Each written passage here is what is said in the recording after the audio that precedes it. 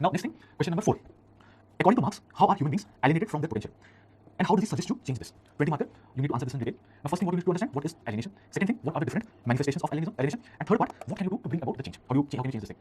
So, first of all, what is Marx's approach to alienation? Alienation has been discussed before also. Generally, the metaphysical nature of alienation was talked about before. For the first time, we're talking about the sociological dimension of alienation. So, you're trying to understand alienation from the point of view of society. Man is trying to tame nature. Man is trying to create different mechanisms by which he's able to control nature. So he's creating different forces of production. He's dividing labor, and that he's trying to control over nature. That way, he's getting alienated from nature. So now the alienation has been transformed to the social sphere. Human beings' creative potential has now got objectified. It is now getting transformed into material objects. So this is the meaning of alienation.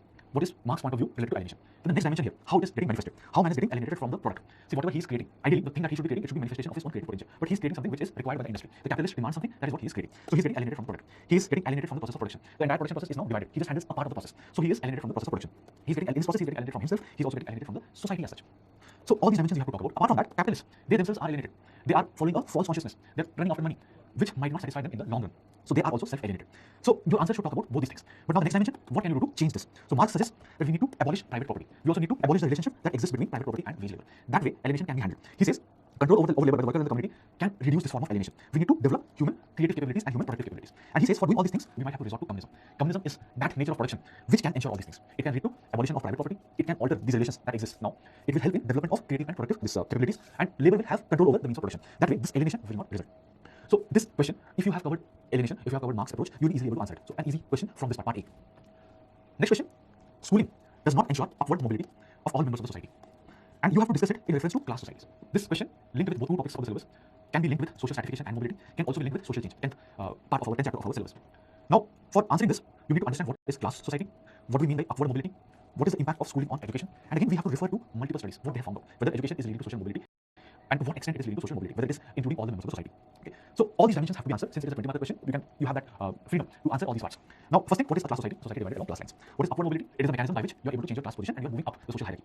Now, next thing, what is the role of schooling and education on mobility? Schooling and education can improve your skills, and because your skills are better now, you are now having a better position in the labor market. Since you are having a better position in the labor market, you might be given higher wages, and because of higher wages, again, your position in the social hierarchy can change. Apart from that, because you are educated, with education there is also an associated prestige. That way also there can be mobility. So school and education should ideally improve your position because of improvement in your wealth status, because of improvement in prestige as well, your status as well. But on ground, in reality, has this happened? So there are different studies which talk about it. For example, there is a study of Boudon. Boudon says that the role of education has not been extremely significant. In fact, education can perpetuate inequality. Apart from the study of Boudon, there is a study by D.V. Glass. He says there is rampant self-recruitment. That means those who are professionals, they will recruit someone from the same class. They will not prefer to recruit someone from the other class. You have people who are educated, but these people belong to different classes. But those who are recruiting them, they will recruit people from the same class. And this is quite prevalent among professionals and these higher administrative occupations. And they found that the social mobility was short-ranged. So your mobility, you're not moving from here to here. You may be moving from here to here somewhere. And again, they found that the proportion of sons with same occupation as their father is around 1/3. So somewhere, its class boundaries, they have not become extremely diluted. There was another study in Oxford after 27 years of this D.V. Glass study, and they're saying that absolute mobility has increased over time. They're saying it is also long-ranged, but they're saying this inequality still exists. Apart from Oxford study, he also saying he's finding that social mobility is higher in industrial societies. But again, it depends on your position where you started. If you started from here, again, the mobility will not be very high. If you started from here, the mobility can be more. Another study by P. Boudon, he's saying that cultural capital plays a very important role. If you're having cultural capital, it means that you might have greater access to financial capital. If you're having access, again, indirectly water capital, this financial capital will lead to high mobility. So cultural capital has more important role to play rather than just education. Rojoff, he's saying that most likely the job of his son was the job that was occupied by the father. So again, class boundaries, they're not getting blurred.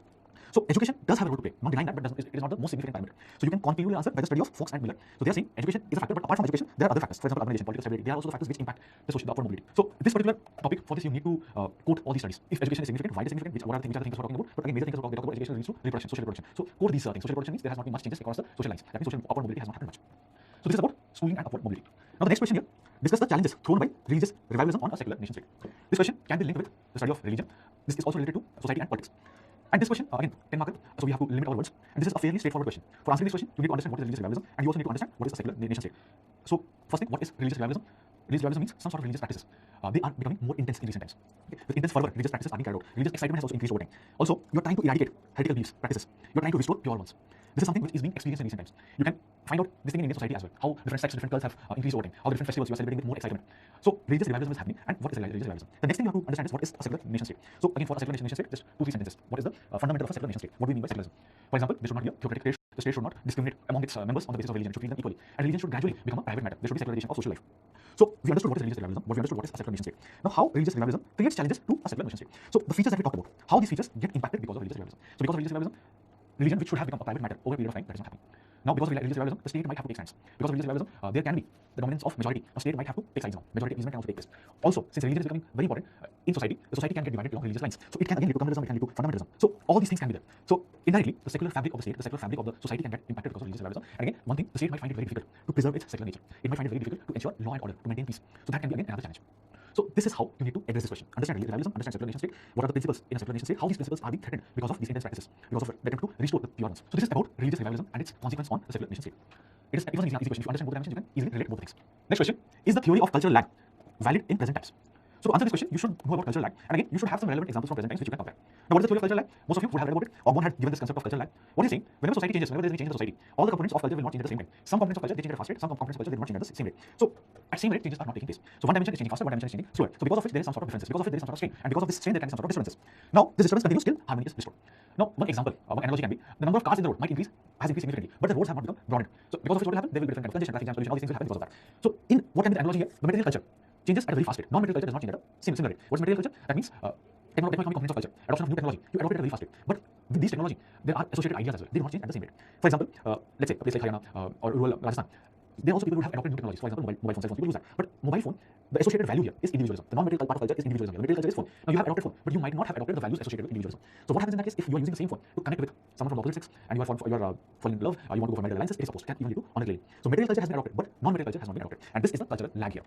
So cultural lag is still, this concept is still relevant in present times, and you can just end this particular answer by just one or two criticisms of the cultural lag theory. Still relevant, but sometimes it is criticized. Generally, it is said that material culture changes fast as compared to non-material culture. But sometimes these non-material culture might be the reason for development of material culture. Only if you are having certain modern norms or certain values, then only you will focus on development of these material aspects. Okay? So material culture's origin, application, use can be dependent on non-material culture. Not necessarily the material culture will always be faster than non-material culture. So it can be two-way interaction as well. Just one or two lines you can end it. It should not be the main aim. Main focus of your answer should be on these dimensions. Finally, last couple of points you can mention this. Next question: are social movements primordial in means and progressive in agenda? So again, divide this question into multiple parts. What do we mean by social movements? This falls under the category of politics. Okay, there you will discuss social movements and details. Next thing, are they primordial in means? What do we mean by primordial? Primordial identities. Are they progressive in their agenda? So first, understand what is social movement. Just a couple of lines on social movement. It is a collective mobilization. It is oriented towards change. This change again can be progressive, it may not be progressive. It is sustained over a period of time, and it has certain prerequisites. It needs a base, it needs a leader, and it should be flexible. With changing times, it should be able to adapt itself. Like others, it will no longer exist. So one or two sentences on social movement. Next thing, are all social movement primordial? So what do we mean by primordial? Primordial means these kind of identities: religious identities, linguistic identities, regional identities. See, some social movements are on the basis of primordial identities. For example, these regional movements, linguistic movements, movements on the basis of religion. But not all movements are primordial in nature. Some movements are there which will be asking for or which are demanding for more civil liberties. Some will be on the basis of biological attributes, some women movements. So not all social movements are primordial. Keep this in mind. And now new social movements, there is entire new branch of social movements that has also come up. They are also not primordial in nature. So your answer is no, all social movements are not primordial. The next thing, are all social movements progressive in nature? Here again, most of the social movements will be progressive, but there are some social movements which might want to restore the older structures. They might not be that progressive. Also, there are some social movements which will want just some basic change, not complete change. So again, here, not all are progressive. Some can be restorative, some can be revivalistic. You are trying to revive the older religions, maybe. So also you can end this with the classifications which has been given by MSR or MLA. So the answer here is no, they are not. All are not primordial means they are not progressive in agenda. Give some examples from your learnings. Next question: does scientific method make sociology a science? Illustrate with the King's method. Again, here divide the questions into a couple of parts. Okay, you need to understand what is scientific method. You need to understand what was the King's method, and again, finally, you have to conclude whether sociology is a science or not. See, when I say scientific method, that means there are certain rules here, there are certain elements here. So in a science, there has to be some elements. For example, it should have a body of knowledge, it should have some worldview, some perspective, it should have some concepts, it should have some methodology. Okay, what kind of methodology? Observation, comparison, generalization. Now, this is what we refer to as scientific method. Okay, first part. Now, what was the King's method?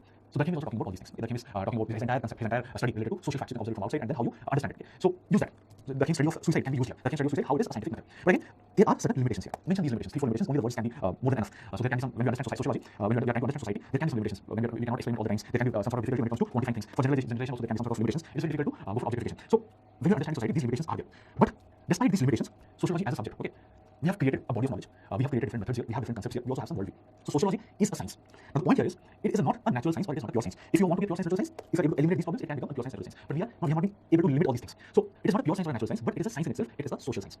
So all these aspects you need to cover. What is the scientific method? First thing, how the King's method is a scientific method. What we are trying to study in society, what are the challenges we face? These are the problems. Thus, the final conclusion is, it is not a pure science, it is not a natural science, it is a science, but it is a science. What kind of science? It is a social science. So this is how you are usually answering these questions. All these dimensions should be there. Next question, distinguish between quantitative and qualitative techniques of data collection. Now, this particular kind of question has been asked before as well, and most of the textbooks will talk about it. So again, I'm not going into the details. The things are there in the slide here. You can see it on the screen. So what are some of the features of qualitative? What are these features? What are the features of quantitative methods of data collection? What are the features of qualitative methods of data collection? All these things are there. It's a very commonly asked question, and if you go through previous question papers, many times this has been asked. Okay. Next question, is social mobility possible in closed systems of stratification? Two things here: social mobility, closed system. Again, this particular question refers to social stratification chapter, the 5th point in our syllabus. So for understanding this, you need to understand what is social mobility, you need to understand what is a closed system, and then you have to give some examples. First, understand what is social mobility. That means whether you are able to move up the hierarchy or there is some scope of there can also be some movement towards the bottom as well. So generally, when we say mobility, it is upward mobility, movement across society.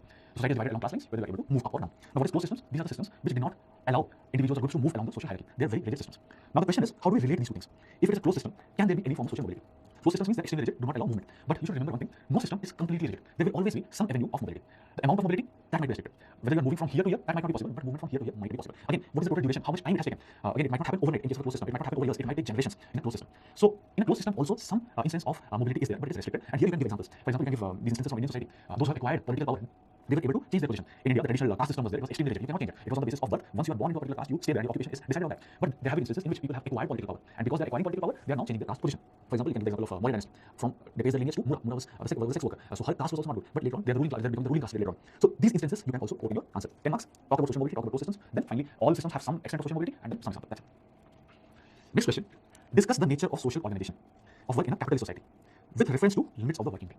Now, here, this particular question, again, is a very specific question, not a very easy question to answer because of the specificities involved.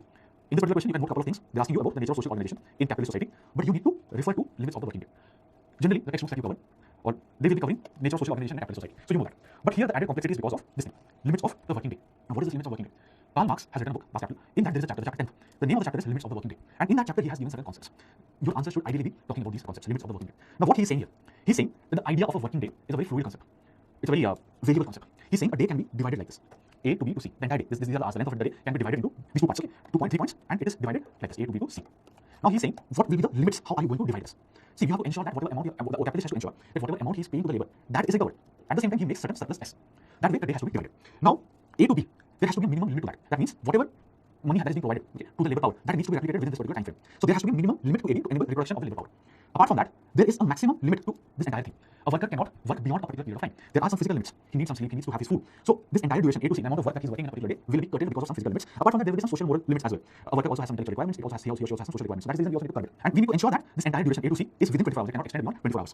So when we are saying limits of the working day, we are basically talking about these limits. A to B, there has to be a minimum limit. A minimum amount of work has to be carried out in a day. And when it comes to, when we refer to A to C, that means this much, there are some maximum limits. You cannot work beyond 24 hours, you cannot work beyond certain duration, which will prevent the worker from fulfilling his or her basic needs. Now, what is happening here? Capitalists, they would demand that the workers work more. They would want greater value for the wages that they are giving. While the workers, they will want enough time so that their regular activities are also carried out. So there is always this inherent conflict. Capitalists, they want greater output for the amount of money they're contributing. Workers, they would want a better lifestyle for them. They would want greater time. And this results in a contradiction. So capitalist rights versus workers' rights. And here, labor is the thing that is being exchanged. So all these things can result in a struggle between the collective capital. And this indirectly leads to a kind of social organization in a capitalist society, which all of you are aware of, how the society gets divided among classes. So that is the social organization in a capitalist society, which is a result of this limits of the working day.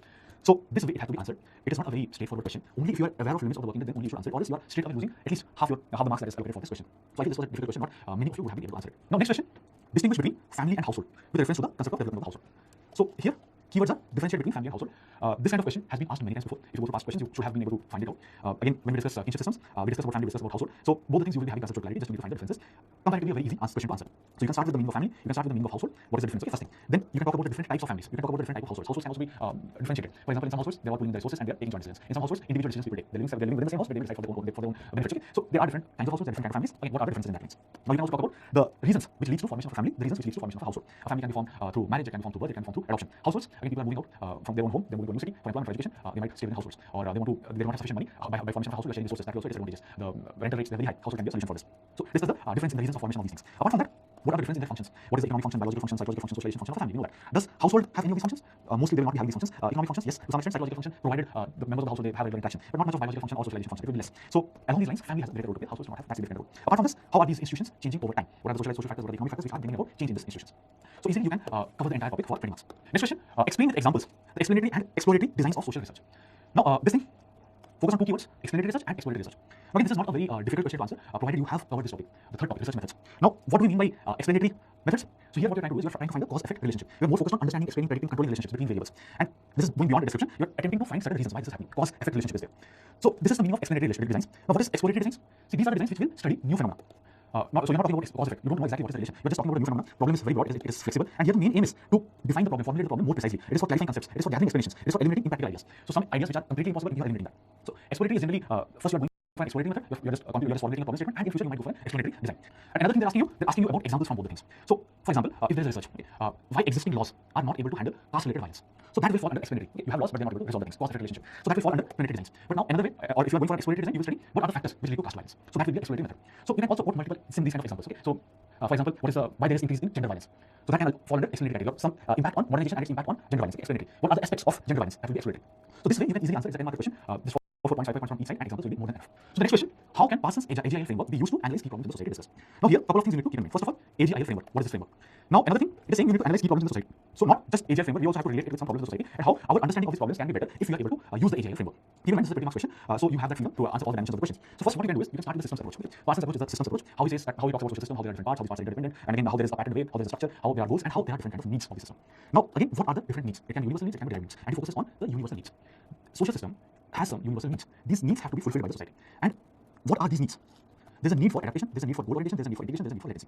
So you need to mention these needs, you need to explain at least 1 to 2 lines what are these needs, what are these adaptation needs. So it has a boundary, it has to adapt itself according to that. So the system has to adapt itself to the environment. In the process, it can also adapt the environment can also get changed. So apart from that, the social orientation also has to pool its resources and it should be oriented towards achieving its goals. Then the social system should remain integrated. Also, there should be management of tension, that is latency. These needs have to be fulfilled for a social system to remain together, to survive. If one of these needs is not carried out, if all the functions are not carried out, it will not survive. It can lead to creation of different problems. So indirectly, the problems that we see in the society is because of some sort of malfunction here. Some of these needs might not be getting fulfilled, because of which there is a problem. For example, you can say maybe this latency, the value system, that is not working now. The norms are not stronger. So because of which, what is happening? The breakdown of the family, system is happening. The values associated with families are becoming less significant, so family structures can get broken down.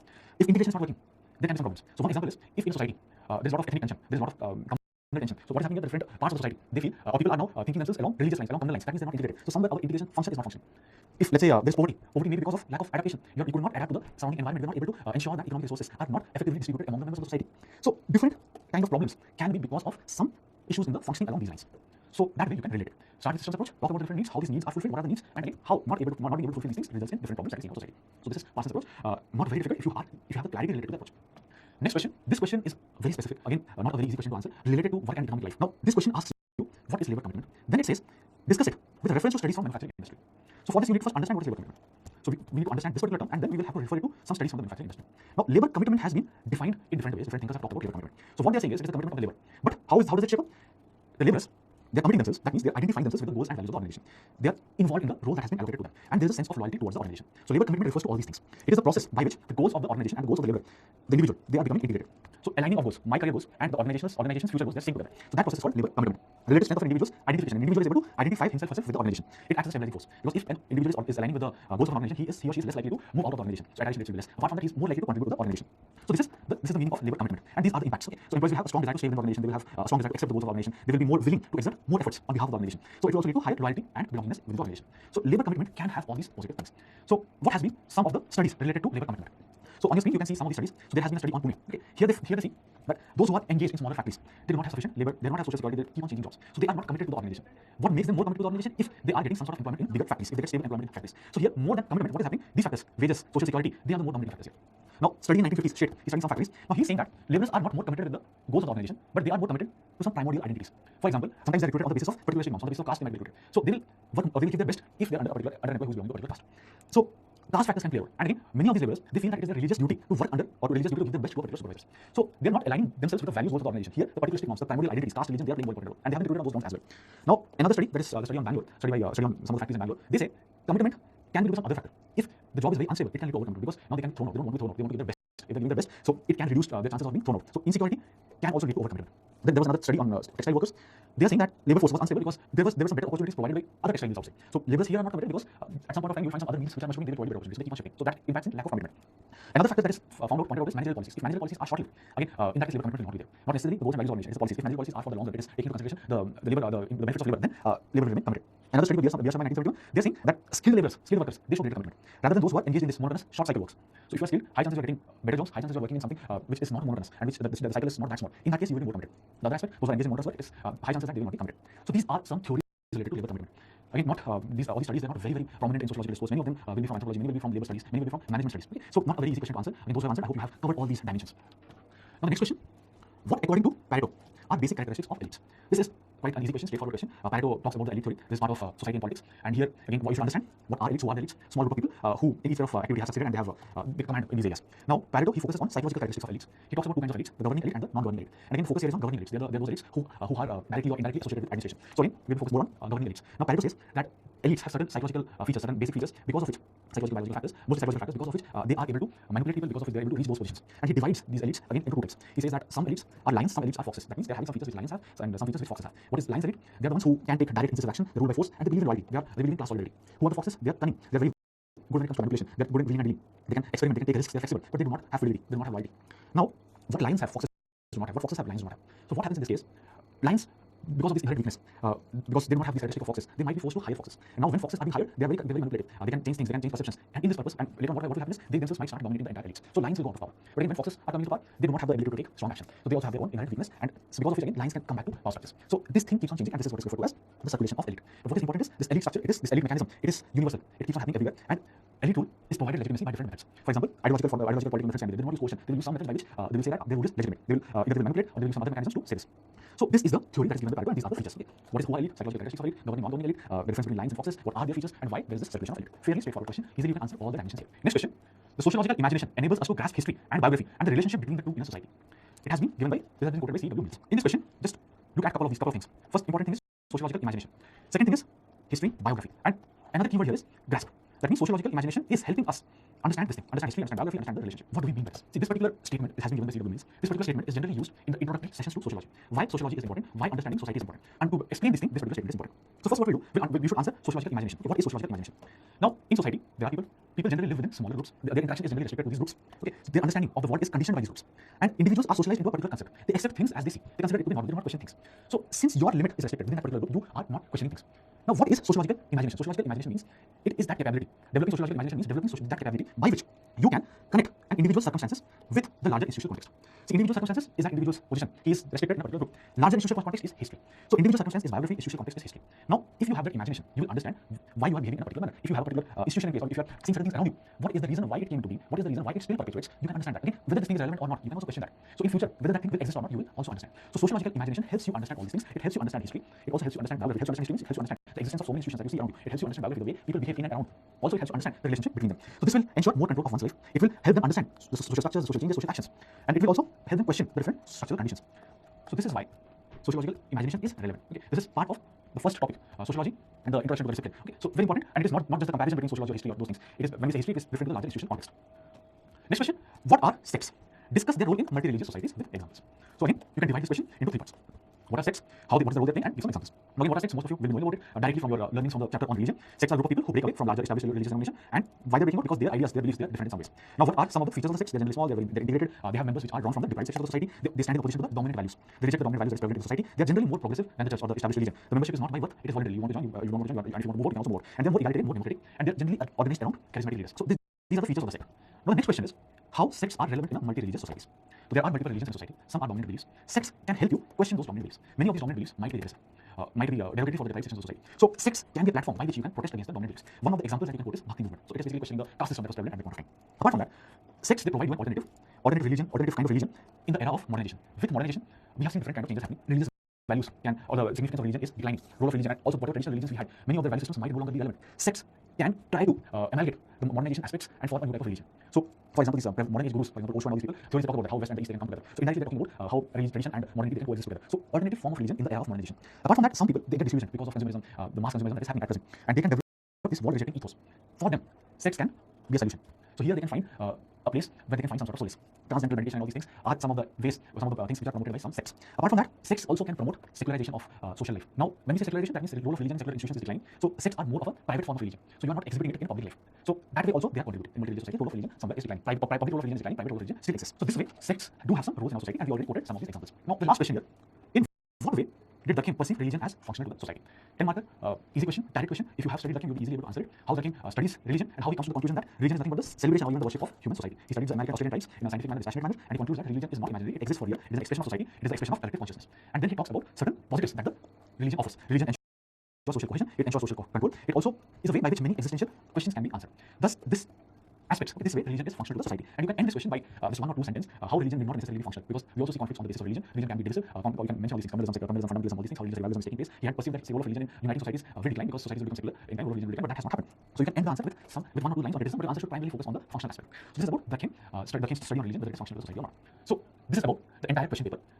Many of the questions I felt were a little specific as compared to last couple of years. So if they're specific, it becomes a little difficult to answer. You cannot just write things. So that way it was a little difficult. But provided you have clarity of, you can actually ignore some of these specific questions, rather you could have focus on those questions which were directly answered. Some questions were completely direct. So again, most important thing was how you have chosen which kind of question you need to answer. So you had some options, 8 options, you had to answer 5 questions. So that selection would have been a very important thing. So those who have given time to reading all the questions, they would have been an advantage. And as I told you, as you can see on the screen, major weightage has been given to certain type chapters, the sociological thinkers and mobility. But all chapters have been given due importance. So this is about sociology paper 1 2018. We will continue this thing. We will also discuss sociology paper 2 2018 in the next session. Thank you.